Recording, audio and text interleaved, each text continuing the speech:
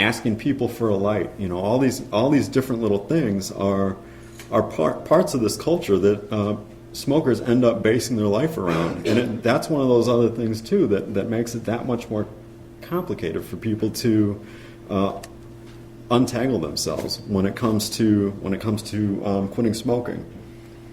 Another thing that people tend to sacrifice and struggle with is losing this identity of a smoker.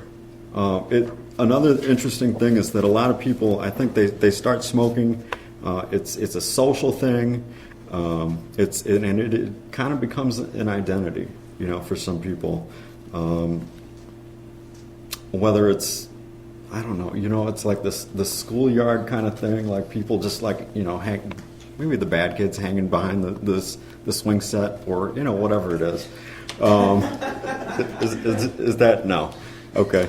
But you know what I'm saying? There's a certain identity that comes along with smoking, and it tends to be something that people can kind of like escape to, you know, and that's a hard thing for people to let go of. Like, it's another one of these things. Well, if I quit smoking, then what? What am I going to do after I'm done with meals? What am I going to do when I'm getting together with friends? You know, and so quitting can be a really scary thing.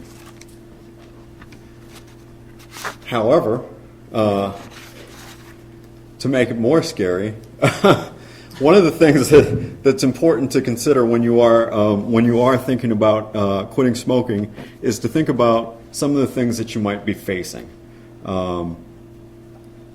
when it comes to quitting smoking. You know, so like in early recovery for a lot of people, there's a similar parallel. You know, people can make all these declarations and that kind of things. You know, I'm going to do something different tomorrow.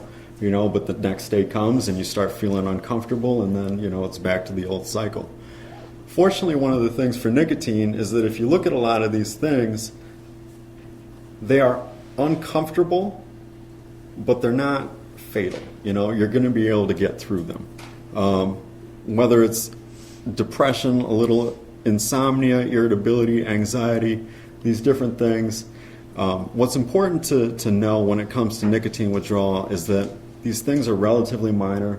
Most importantly, these symptoms are going to be gone within a couple days, 2-3 days, for some people up to a week. But after that, they're gone. So this is the DSM-4 version.